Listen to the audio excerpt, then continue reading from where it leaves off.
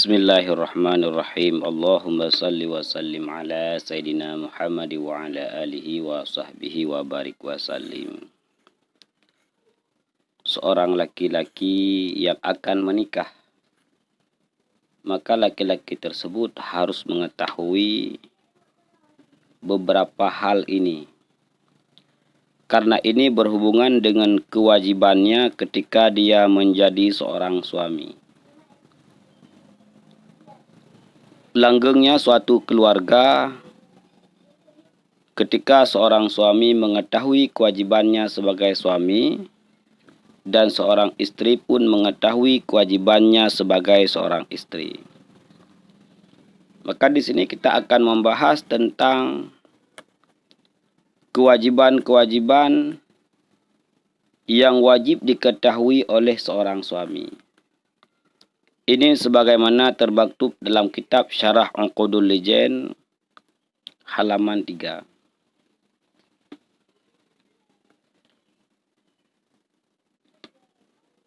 Fi bayani hukukil zaujatil wajibati ala zauji. Jadi kewajiban-kewajiban yang wajib diketahui oleh suami dan itu merupakan haknya seorang istri. Karena ketika kewajiban itu jatuh kepada suami, maka menjadi hak bagi seorang istri. Bila kewajiban itu jatuh kepada istri, maka menjadi hak kepada seorang suami. Apa kewajiban seorang suami yang pertama sekali? Wahya husnul asyarati. Seorang suami itu wajib bagus dalam mempergauli seorang istri. Dalam hal mempergauli ini, maka ini bermakna bahwa seorang suami harus bagus dalam perkataan ketika berkata-kata dengan istri. Ini seorang suami harus. Dia harus menggunakan perkataan yang bagus ketika bertanya, ketika berbicara dengan istrinya. Yang kedua, makna husnul asyarati, bahwa si suami itu wajib memperlakukan istrinya dengan baik. Maka tidak boleh dia memperlihatkan perbuatan-perbuatan yang jelek, perbuatan-perbuatan yang jahat, perbuatan-perbuatan yang tidak baik terhadap istrinya. Maka inilah makna husnul asyarati. Bagus dalam perkataan, bagus dalam perbuatan ketika memperlakukan istrinya. Ini kewajiban yang pertama yang harus diketahui oleh seorang suami. Wa mu'natul zaujati. Kemudian seorang suami wajib untuk memberikan nafkah, belanja kepada istrinya. Ini wajib. Mu'nah ini adalah belanja kebutuhan sehari-hari kepada istrinya. Ini wajib diberikan oleh suaminya. Maka ini tergantung suaminya. Kalau suaminya kaya, maka berlaku sebagai suami kaya. Kalau suaminya pertengahan, ini berlaku bagaimana yang harus diberikan oleh suami pertengahan. Kalau suaminya miskin, ini tergantung bagaimana kewajiban seorang suami yang miskin memberikan nafkah tersebut kepada istrinya. Yang jelas ini wajib. Yang kedua, sedangkan yang ketiga, wa mahruha. Seorang suami wajib membayar mahar istrinya. Memberikan mahar kepada istri adalah kewajiban kepada suami. Diberikan mahar tersebut adalah sesuatu yang berharga. atau manfaatnya sesuatu yang berharga. Yang kembali manfaat tersebut kepada si istri. Jangan kembali manfaat kepada suami. Jadi, baik dalam bentuk benda, sesuatu yang bermanfaat yang diberikan oleh si suami kepada si istri, ataupun berbentuk manfaat yang manfaat itu kembali kepada istrinya.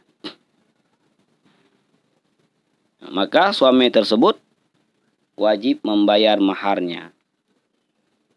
Yang keempat, wal qasmu, membagi. Ini berlaku bagi suami yang memiliki istri lebih daripada satu. Maka dia wajib membagi malamnya, membagi tempat kembalinya kepada istri-istrinya. Ini kewajiban. Kalau kepada istri pertama di sana 3 malam, maka pada istri yang kedua juga 3 malam. Pada malam yang lain. Maka wal qasmu, membagi tersebut adalah suatu kewajiban yang diwajibkan kepada si suami yang memiliki istri lebih. Ini. Kemudian yang kelima, wa ta'limuha ma tahtaju ilaihi min furudil ibadati wa sunnaniha walau ghaira muakkadatin. Kewajiban suami yang ke-5 adalah mengajari istrinya apa yang berhajat istrinya. Baik itu sesuatu yang fardu daripada ibadah atau sunat, walaupun sunat tersebut tiada muakkad. Maka suami wajib mengajari istri. Ketika seorang istri tidak tahu bagaimana bertaharah, baik taharah daripada hadas kecil ataupun taharah daripada hadas besar ataupun taharah daripada najis, maka suami wajib mengajarinya, memberitahunya. Istri yang tidak paham tentang bagaimana salat, bagaimana puasa, bagaimana ibadah-ibadah yang lain, maka kewajiban suami untuk mengajarinya. Di sini dalam hal mengajari, kewajiban yang pertama adalah kepada suaminya. Ketika suaminya tidak paham juga, tidak mampu mengajari istrinya, maka dia wajib belajar kepada orang lain.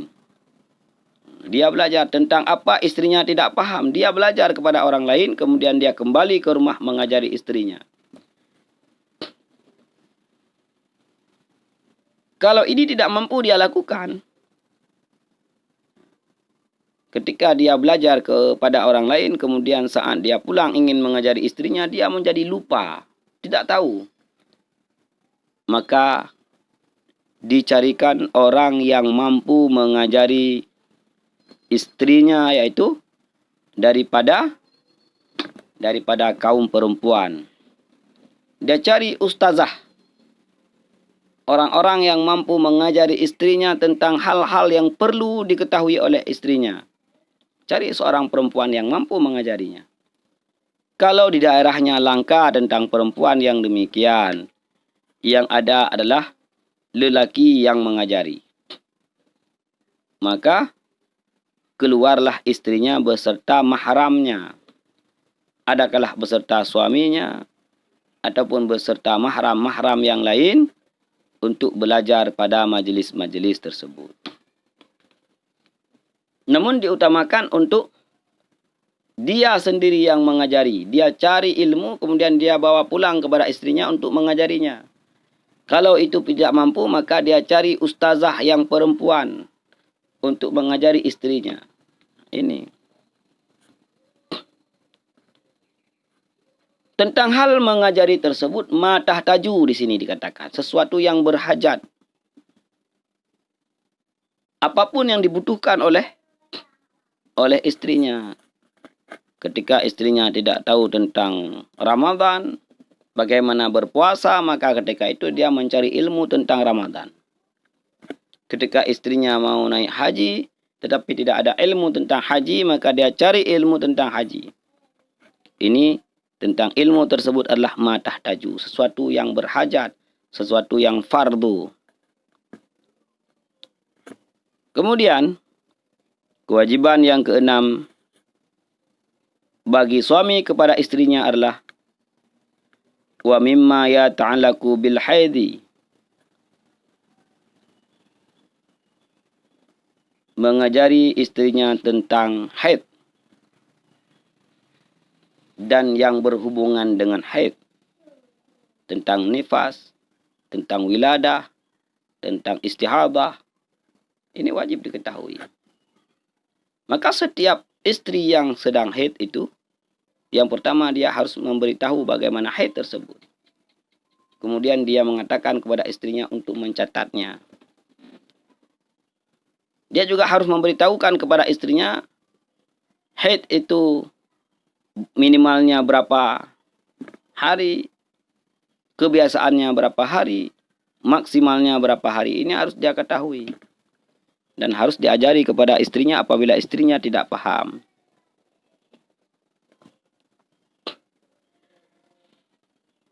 Kemudian selanjutnya kewajiban suaminya adalah wa min wujubi ta'atihi fima laysa bimaksiatin.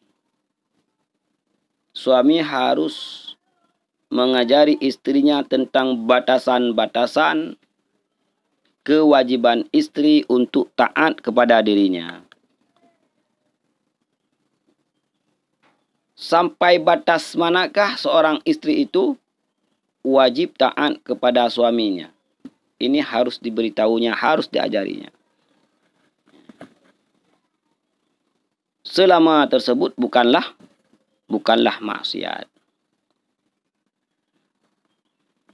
Karena ketika seorang istri tidak tahu kewajibannya, maka dia tidak akan pernah tahu batasan-batasan tentang kewajibannya untuk taat kepada suaminya. Dia tidak akan tahu. Dia pikir ini bukan ranah taat sehingga dia kadang-kadang menolak, mengingkar dan sebagainya. Maka ini kewajiban suami untuk memberitahukannya. Jadi jangan sampai terjadi anggapan seorang istri, oh ini ranahnya bukan taat, maka bolehlah diabaikan. Maka ini tidak boleh. Maka inilah beberapa macam yang wajib diketahui oleh seorang suami dan wajib ini dilakukan oleh suami kepada istrinya. Yang pertama yaitu husnul asyarati, yang kedua mu'natul zaujati, yang ketiga wa mahruha, yang keempat wal qasmu, yang kelima wa ta'limuha ma tahtaju ilaihi min furudil ibadati wa sunnaniha walau ghaira muakkadatin, yang kelima wa mimma yata'allaqu bil haidhi, yang keenam wa min wujubi ta'atihi fima laysa bimaksiatin. Maka mudah-mudahan dengan mengetahui 6 macam ini, maka jadilah dia seorang suami yang imam dalam keluarganya, menjadi panutan, dan semoga menjadi keluarga yang sakinah mawaddah warahmah, keluarga yang diridha oleh Allah Subhanahu wa taala, yang senantiasa dicurahkan kasih sayang dan rahmat Allah Subhanahu wa taala.